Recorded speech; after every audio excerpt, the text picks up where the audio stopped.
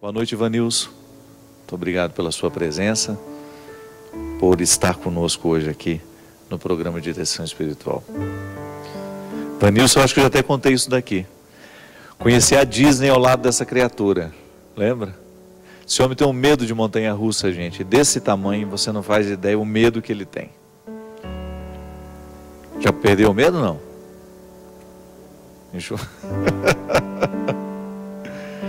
Vamos atender aqui a Luciana, do Espírito Santo, que mora em Malhador, no estado do Sergipe.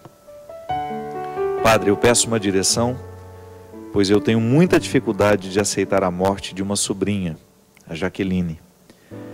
Ela foi assassinada com muita crueldade. O motivo do assassinato foi inveja.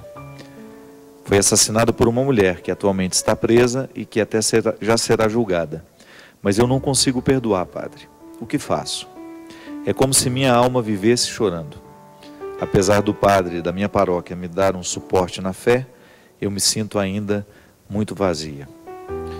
Luciana, perder alguém é sempre muito difícil, né? O processo é humano, por mais que a gente saiba que as pessoas vão embora, é sempre difícil. Mesmo quando a gente tem um ente querido em casa, que já está doente há muito tempo, quando morre é natural que a gente sofra. Perder é muito doloroso. E perder de maneira trágica é ainda mais doloroso. Porque é uma morte que a gente interpreta como fora do prumo, né? Fora de hora. Uma coisa é alguém estar acamado, sofrendo e vítima das enfermidades que são próprias da vida, do falecimento, né? Processo normativo de um organismo que envelheceu, que perdeu a saúde e que vai fenecer, como tudo que é realidade criada. Outra coisa é você ver uma pessoa de bem com a vida, com saúde, ser assassinada brutalmente por alguém. Então você tem um processo de perda para organizar e ainda tem uma situação muito dolorosa que é ter que carregar dentro de você, né, o tempo todo. É como se você estivesse trazendo no coração um fardo, que é, meu Deus, minha sobrinha poderia estar aqui e não está, porque alguém retirou isso. Chama-se ódio, né? Não tem outro nome. O fardo que a gente leva, que você tem que organizar o luto e ainda tem que organizar o ódio despertado pelo acontecimento. Então você sofre duplamente, porque é impressionante, minha gente, como o ódio é essa inadequação que existe, porque o ódio é uma inadequação, é uma espécie de te coloca fora do seu lugar, né? Não é natural a gente odiar, não é um processo humano natural você viver dentro do ódio. Quando você descobre que você dorme odiando, acorda odiando, porque aquela pessoa lhe fez um mal. O processo de perdoar aqui, ele é absolutamente necessário para que o luto seja organizado. Como que isso acontece? Não tem receita mágica, né? Mas você já dá indícios de que já está no caminho certo. Acredita na possibilidade do perdão, que você mesmo diz. Eu preciso perdoar. Já está dizendo buscar um suporte de fé com o padre da sua paróquia. E agora vamos esperar para que o próprio tempo lhe encaminhe para essa reconciliação com a vida. É muito nobre, né? Saber perdoar. É muito nobre a gente ver alguém que teve uma facilidade grande, como em muitos casos a gente vê o pai se reencontrando com o assassino da filha e sendo capaz de olhar para ele com misericórdia. É bonito a gente ver, mas na hora que você precisa viver é outra história.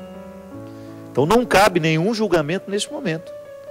O que a gente precisa é permitir, primeiro, ter essa consciência já é importante demais, Luciana, que não é certo o que você sente, né? Porque às vezes a pessoa está no ódio, alimenta aquele ódio o tempo todo e não consegue identificá-lo como algo que está errado. Porque olha para aquilo que perdeu, olha para a tragicidade do acontecimento e se justifica no ódio que sente. E o ódio justificado, ele acaba encontrando ainda mais raízes para crescer dentro de nós. Porque se você encontra alguém que olha para aquilo que você está odiando e fala, mas meu Deus, você não tem motivo para odiar. Só que neste caso é natural que a gente encontre muita gente que dê razão ao nosso ódio. Ah, eu no seu lugar odiaria também, porque tirou a vida da sua sobrinha. A gente sabe que tudo isso, né, todos esses motivos, eles cabem dentro de um raciocínio lógico. Alguém retirou quem eu amo, alguém matou brutalmente a pessoa que eu amo, e eu encontro motivos racionais para esse ódio. Os outros até me dão razão por aquilo que eu estou odiando. Só que aí, minha gente, a gente precisa tomar uma consciência que o ódio, ele também é uma espécie de assassinato. Da mesma maneira como eu posso matar o outro com o meu ódio, da mesma maneira como eu posso usar do meu ódio como um instrumento de morte na vida do outro, e a gente sabe que isso é verdade. Quando alguém nos odeia e se a gente tem e a gente acaba vivendo esse ódio de maneira muito próxima, esse ódio pode nos matar sim, que ele vai nos retirando a alegria, né? A pessoa vai articulando maldades para nós, que vão dificultando muito a nossa vida. O ódio, ele mata sim, ele dificulta a vida. Agora, a gente também pode viver uma espécie de suicídio lento, né? Eu estou me matando aos poucos com o ódio que eu sinto. E já vi muita gente morrer de raiva, né? A expressão, nossa, eu quase morri de ódio hoje, quase morri de raiva. Isso é verdade, minha gente, isso não é uma metáfora não. Se a gente não administra o sentimento ruim, a raiva, a agressividade, como eu falava no início aqui do programa, a gente fragiliza a nossa saúde. A gente coloca dentro de nós uma dose diária de veneno. E é por isso que é uma atitude muito sábia perdoar. Porque o perdão não é nada mais, nada menos do que você parar de destilar o ódio, o veneno que lhe mata. É como parar de fumar. O cigarro joga para dentro do organismo não sei quantos milhões de toxinas, de substâncias tóxicas, altamente cancerígenas, maléficas à vida humana. E a pessoa, por que está viciada? O que é o vício? A incapacidade, né? O vício, quando o nosso cérebro está acostumado com aquela substância química, nós perdemos a nossa capacidade de decidir. Então a gente olha para o cigarro tem esse tamanho. A gente não consegue dizer não àquele cigarro, porque existe no meu cérebro uma dependência química daquele bendito cigarro. Uma coisinha pequenininha que me domina. O ódio é a mesma coisa. O ódio também acaba provocando dentro de nós uma reação química com a qual nós nos acostumamos. E o resultado disso tudo é altamente nocivo para nós. É por isso que o perdão, ele quebra o poder da dominação. Da mesma maneira como uma pessoa que para de fumar, ela volta a assumir a liberdade diante do cigarro e dizer, eu não vou fumar você, porque eu sei que você me faz mal. O álcool é a mesma coisa. É engraçado, o pessoal que trabalha com recuperação de drogados, com os alcoólatras, por exemplo, porque são os vícios socializados que causam maior essa dificuldade, que causam maior dificuldade no reconhecimento da dependência dela. Porque você bebe socialmente, você usa essas expressões, você vai a uma festa, você bebe, você está com seus amigos, você bebe, você tem uma alegria, você quer comemorar aquilo, você vai beber, se você tem uma tristeza, você também quer beber porque está triste, então tem 1000 motivos para você se esconder do vício. As pessoas que trabalham com pessoas viciadas dizem que a grande dificuldade é que os viciados assumam o que são. Porque é o primeiro passo para a libertação, né? Você ter coragem de dizer que você perdeu a sua capacidade de decidir. O ódio faz a mesma coisa conosco. Quantas vezes você encontra gente velando o ódio que sente? Imagina, eu não tenho nada, eu não sinto nada mais por ela, não me incomoda mais, é mentira. Lá no fundo, o ódio está presente no coração, destilando pequenas doses de veneno, né? Inoculando na alma um vírus altamente destruidor, que vai infelicitar, que vai incapacitar. Luciana, você tem diante de você um grande desafio. Primeiro, olhar para a morte da sua sobrinha, organizar esse acontecimento dentro de você como algo que você não pode mais modificar, ter uma relação com a sua sobrinha agora diferente, né? O amor que você sente por ela, a vida que ela não pode mais viver, você de repente trazer dentro de você essa responsabilidade de ressuscitar a sua sobrinha. Muita gente consegue organizar o luto assim, ressuscitando aquela pessoa. É aquela família que perdeu um filho assassinado no trânsito, por exemplo, e que depois vai lutar, estabelecer campanhas para poder punir os que dirigem embriagados. São movimentos de ressurreição. Eu não quero que o seu filho morra do mesmo jeito que o meu filho morreu. Então eu vou lutar para que aquele que bebe e que comete um acidente por causa da embriaguez, que ele seja severamente punido, que ele não fique mais impune, que esse país é uma vergonha, minha gente. São muitos assassinos livres, andando, vivendo normalmente como se nada tivesse acontecido, porque um dia estavam embriagados, pegaram seus carros e mataram outros que estavam ali, vivendo corretamente, buscando um filho na escola, ou voltando para casa depois de uma reunião, depois de um dia de trabalho, e o assassino fica livre. Então tem muita gente que ressuscita os seus filhos assim. Eu vou buscar uma forma agora de evitar que outras pessoas morram como meu filho morreu. A Sociedade Viva Cazuza é uma reação de uma mãe que agora luta para que crianças não sejam contaminadas com o vírus da AIDS. É a reação de uma mulher, a Lucinha Araújo, que agora vai lutar para que aquelas crianças que estão infectadas pelo vírus da AIDS tenham um direito à vida, ou que tenham a possibilidade de viver e de não morrerem por causa da AIDS como morreu seu filho.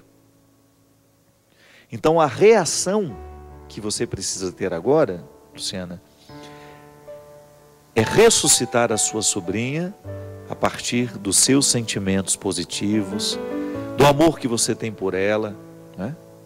E de fazer por ela alguma coisa que realmente faça valer a vida que ela viveu e ao mesmo tempo dar um significado para essa morte tão trágica que interrompeu a vida que ela poderia estar vivendo. E o ódio, minha filha, é pedir a Deus que retire de você esse peso, né? É você rezar para que o seu coração volte a ser ocupado pelo amor. Eu acredito muito, Luciana, que quando nós damos passo na direção do bem, um trabalho voluntário ajuda muito pessoas que perderam pessoas queridas, um trabalho voluntário que lhe coloque em contato com crianças necessitadas, com velhos necessitados, né? Tantos idosos hoje no Brasil, esquecidos nos asilos. Uma visita que a gente faz a essas pessoas enche o nosso coração de sentido.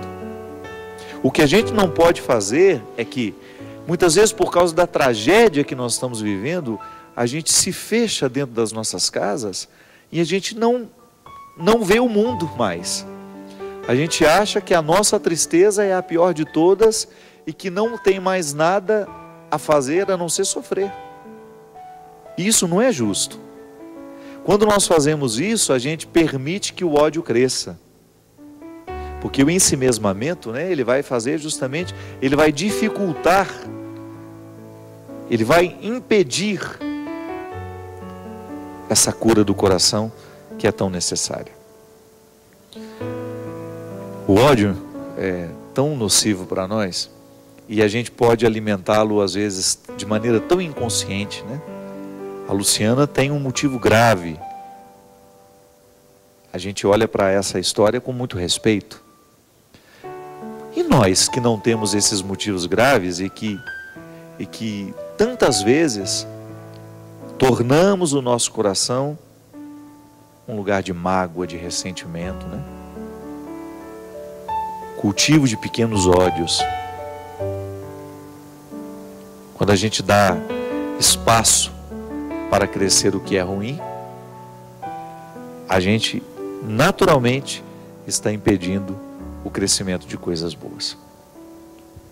Muito obrigado, Luciana, que Deus te abençoe muito na sua luta, que você não desista, viu? Seu processo, ele é doído, ele é assim, muito difícil. A gente sabe que é muito doloroso perder alguém e é ainda pior perder alguém assim de maneira trágica, injusta, né? Como você perdeu a sua sobrinha. Que Deus cuide do seu coração e que você possa logo, logo estar bem, superando dia a dia as dificuldades que esse acontecimento trouxe para a sua vida. A Luciana Ferreira Martins fez lá do Rio de Janeiro, fez uma pergunta assim: Padre, qual a importância da intercessão dos santos? Por que não fazer o pedido diretamente para Jesus? Você pode fazer o pedido direto para Jesus, sim, não tem nenhum problema. A intercessão dos santos é apenas mais um jeito de rezar. Todos nós temos o direito de ter uma devoção pessoal. E isso é muito interessante, gente, porque a igreja faz isso para nos aproximar, para nos revelar que é na humanidade que Deus age. Quando você tem ali, por exemplo, você admira, você olha para a vida de Santo Antônio, por exemplo, você olha para a vida de São Francisco de Assis e descobre nestes homens um pouco de você. A comunhão dos santos é isso. É abrir uma vitrine, né, onde ali estão pessoas como nós que conseguiram fazer da sua experiência de vida uma experiência de santidade. Elevar uma virtude, né? A santidade é isso. É você pegar uma virtude e potencializá-la muitas vezes e fazer com que ela cresça tanto dentro de você, que ela cresça tanto que ela acaba se tornando a sua marca, a sua característica. Por exemplo, São Francisco, o amor aos pobres. Ele viveu a simplicidade com tanto empenho, ele se aproximou dos miseráveis com tanto amor, com tanta misericórdia, que isso santificou. Então aí eu olho para São Francisco de Assis, identifico que ele era um homem muito rico, conheço a história dele, sei que ele tinha muitos bens, que ele tinha muitas possibilidades, que ele era um homem muito inteligente, e vejo ele fazer esse processo de aproximar-se da simplicidade e na simplicidade descobrir o sentido para a vida. Então muita gente que tem uma humanidade semelhante à de Francisco de Assis vai acreditar que a santidade para ela também é possível. Porque se ele conseguiu e eu sou parecido com ele, por que eu não posso conseguir também? Então a comunhão dos santos é uma aproximação que nós temos de pessoas que viveram os mesmos desafios que nós. E que, vivendo os desafios que lhes eram próprios, conseguiram alcançar a virtude que o santificou. Ah, mas eu tenho Jesus como meu exemplo. Tudo bem. Jesus é a nossa referência o tempo todo. Tanto é que nós só prestamos atenção em Francisco porque Francisco imitou Jesus. Eu não gosto da palavra imitou. Incorporou, poderemos dizer. Ele vivenciou tanto, ele foi tão cristão, ele foi tão parecido com Jesus, mas por ser humano, por ser limitado, em qual virtude ele pareceu muito com Jesus? Na simplicidade. E aí você tem então a possibilidade de participar deste mesmo mistério, de ser como Francisco, de olhar para Jesus e de radicalizar essa virtude, a simplicidade na sua vida, para que você também possa encontrar nessa simplicidade o caminho da sua santidade. Voltamos ao início do programa. Francisco descobriu nele uma possibilidade. Dentro dele ali, apesar de morar com tanto luxo, com tanta pompa, uma família de comerciantes em Assis, cheia de bens, cheia de possibilidades, ele podendo estudar, ele podendo viajar pelo mundo, ele descobre um caminho que vai levá-lo aonde? Ao coração de Jesus. E ao conhecer o coração de Jesus, com ele se encanta tanto que quer ser parecido. Aí eu estou aqui, vivendo neste momento da minha vida, olho para Francisco de Assis, me identifico com ele e automaticamente sou levado ao coração de Jesus também por ele. Isso é a comunhão dos santos. Eu não paro em Francisco. Francisco é apenas um irmão que conseguiu um pouco mais do que eu consigo. E da mesma maneira como um irmão motiva o outro, né? Quando eu olho para as pessoas que eu admiro, imagina as pessoas fazem isso até com pessoas da televisão. Não podemos fazer com os santos? Que hipocrisia é essa? Você admira o seu pastor? Você gostaria de ser como seu pastor? Isso é comunhão dos santos. O difícil, o duro é quando você se nivela por baixo, né? Você pega uma pessoa lá que não inspira absolutamente nada de bom e quer ser como ela. Não. A comunhão dos santos é você descobrir no outro uma virtude evangélica, bem vivida, bem experimentada, a partir de uma humanidade que foi cuidada, os obstáculos devidamente retirados na hora certa, e então você se motiva a ser como ela. E sendo como ela, você está muito próxima do que foi Jesus. É assim que nós vivemos a comunhão dos santos. Quando nós admiramos e trazemos o exemplo dele ou dela para a nossa vida. Não é simples? Não tem complicação nenhuma, não. Então, somos cristãos, Jesus realiza na minha vida, é dele que nasce toda a minha experiência cristã nasce de Jesus, mas ela passa também por aqueles que conseguiram um pouco mais do que eu já consegui na vida. Pois é, retirando um obstáculo por dia, a gente vai avançando nesse caminho, que é diferente, mas que somos todos iguais nele. O meu caminho pode ser diferente do seu, mas as nossas metas são as mesmas. Nós queremos avançar. Então eu hoje tenho obstáculos diferentes dos seus, não é nenhum problema. A estrada é a mesma. E é por isso que eu acredito muito que as pessoas de bem, elas sempre se encontram num determinado momento da estrada, mesmo vivendo religiões diferentes. Quem persegue a bondade, quem persegue a verdade, em algum momento dessa estrada, vai encontrar. Estamos todos no mesmo caminho, desejosos de fazer com que esses obstáculos sejam para nós apenas um instrumental que nos faça avançar. Para isso a gente vive, para se fortalecer nessa luta e fortalecer aquele que está ao nosso lado. Para isso somos amigos, para isso somos irmãos, para isso vivemos a comunhão dos santos, para que ninguém se sinta sozinho nesta luta. Para que você não fique aí desesperado com seus obstáculos, viu? Não, tem muita gente com tantos obstáculos ou até muito mais que você. Muitos santos, muita gente boa, muita gente que hoje é venerada, admirada, tinha obstáculos piores que os seus. Então, nada de desanimar. É fé em Deus, um pouco de esforço diariamente, e o caminho da nossa salvação estará sendo feito, sendo trilhado.